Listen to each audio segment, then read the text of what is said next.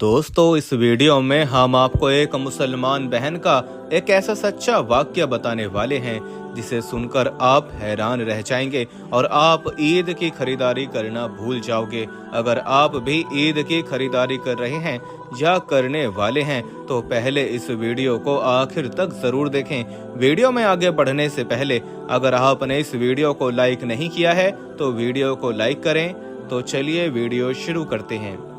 एक भाई अपने पड़ोस में रहने वाली एक औरत का वाकया बताते हैं। वो कहते हैं कि हमारे पड़ोस में एक बहन रहती है जिनका नाम सलमा है। दोस्तों, ये नाम हमने बदल दिया है। सलमा बहन कहती हैं 2-4 दिन से मैं ईद के लिए कपड़े लाने के बारे में सोच रही थी। कल सुबह मुझे मौका मिला तो मैं अपना मुंह पुरखे में छुपाकर किसी को बताए बगैर ईद का सूट खरीदने के लिए घर के पास वाले बाजार में पहुंच गई। मैं जब घर से थोड़ी दूर पहुंची तो एक बुर्खा पहनी औरत मेरे पास आई और मुझे सलाम करके धीरे से बोली, बहन, 2 दिन से घर में किसी ने खाना नहीं खाया है। दोस्तों, वीडियो में आगे बढ़ने से पहले हम आपको यही बताना चाहते हैं कि शुगर एक ऐसी बीमारी है जो आजकल ज्यादातर लोगों में देखी जा रही है। इसलिए हम आपके लिए अफ्रीका की जड़ी बूटियों से बनी एक ऐसी दवाई लेकर आए हैं जिससे आपकी शुगर की बीमारी बिल्कुल जड़ से खत्म हो जाएगी। मर्दाना कमजोरी और धात के मरीजों के लिए भी हमारे पास बहुत ही कामयाब दवाई मौजूद है, जिसको अगर आप एक बार इस्तेमाल कर लोगे तो इंशाल्लाह अपनी दुआओं में हमेशा याद रखोगे। सिर्फ एक ही महीने ये दवाई खानी होती है। इस नंबर पर एड्रेस व्हाट्सएप करके आप दवाई ऑर्डर कर सकते हैं या फिर आप कॉल करके अपना ऑर्डर लिखवा सकते हैं। मेरे शौहर बस ड्राइवर हैं। हम लोग तो बहुत अच्छे से खाते पीते थे, लेकिन बीमारी की वजह से हमारा काम धंधा बंद हो गया है। मेरे शौहर को बड़ी बीमारी हो चुकी है। कुछ दिन तो जैसे तैसे करके हमने अपना गुजारा कर लिया है, लेकिन अब हमारे घर में कुछ भी नहीं है। मांगने में बेहद शर्म महसूस होती है, मगर अब क्या करें। इतना कहकर वो औरत जोर जोर से रोने लगी। मैंने महसूस किया कि ये औरत सच में बहुत ज्यादा परेशान है। वो अपनी बात कहने में बहुत शर्मा रही थी। उसके रोने में भी बेइंतहा शर्म थी। खैर, मैंने जल्दी से अपना पर्स खोला और उसमें से कुछ रुपये निकालकर उस औरत के हाथों में थमा दिए और फिर मैं अपना सूट खरीदने के लिए बाजार की तरफ चल दी। उसके बाद में मैं एक दुकान पर पहुंच गई। जिस दुकान पर मैं गई तो उस दुकान का मालिक अपने पास वाले दुकानदार से बातों में मशगूल था। मैंने दुकान में रहने वाले लड़के को सूट दिखाने को कहा। वो लड़का सूट पर सूट दिखा रहा था। उतने में मेरे कानों में उन दुकानदारों की आवाज पड़ी तो मैं कांप उठी। मेरा सारा शौक शर्म के मारे मर गया। मेरा ज़मीर मुझ पर लानत करने लगा। दुकानदार अपने पड़ोसी दुकानदार से कह रहा था, भाई, भारत में हिजाब बैन होना चाहिए। मुसलमान औरतों को भी चाहिए कि वो हिजाब बुर्खा ना पहने।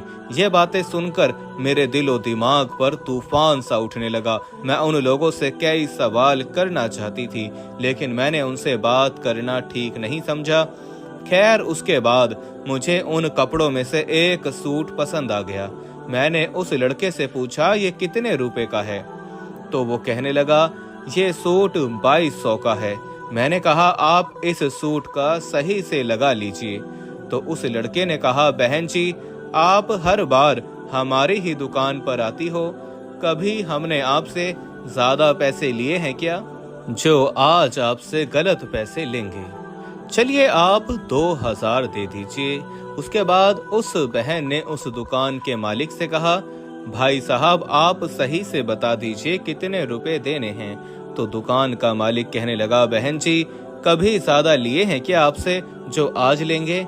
ये रेट बिल्कुल सही हैं, आप 2000 दे दीजिए।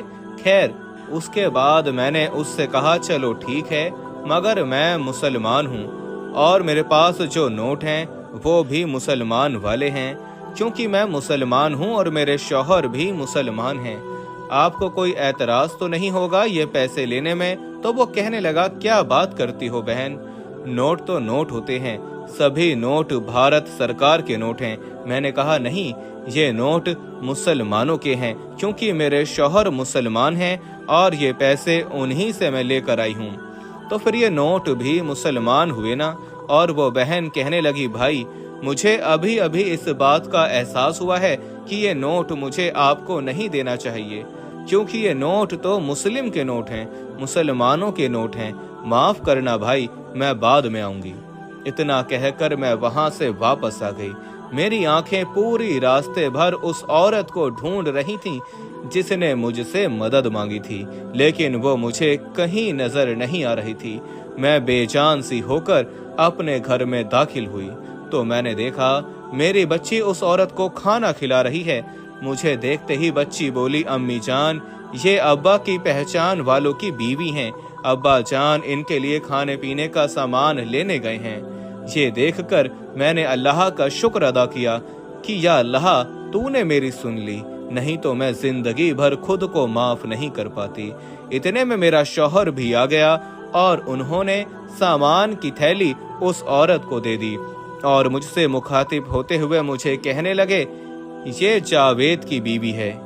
खैर, उसके बाद वो औरत दुआएं देती हुई चली गई। उसके बाद मैंने अपने शौहर से पूछा, आप ये सामान कितने रुपए का लाए हो? शौहर ने कहा, 2000 का लाया हूँ। मगर तुम ये क्यों पूछ रही हो? मैंने उनको अपने 2000 दे दिए और उनसे कहा, इतना ही सामान और ले आना, ये सामान किसी और के काम आ जाएगा। उसके बाद वो बहन शुक्राने की नफिल अदा करने चली गई। दोस्तों, आज यही हकीकत है। आज हर इंसान की हालत बहुत खराब है इस बेरोजगारी की वजह से। अल्लाह के वास्ते आप इस बार ईद की खरीदारी करने से पहले अपने आसपास जरूर देखें और उन्हीं पैसों से आप अपने आसपास करीब जान पहचान वालों की मदद कर सकते हैं और बचे हुए पैसों से अपने लिए भी खरीदारी कर सकते हैं। लेकिन अपने गरीब पड़ोसियों को, अपने गरीब जान पहचान वाले मुसलमान भाइयों को, बहनों को मत भूलिएगा।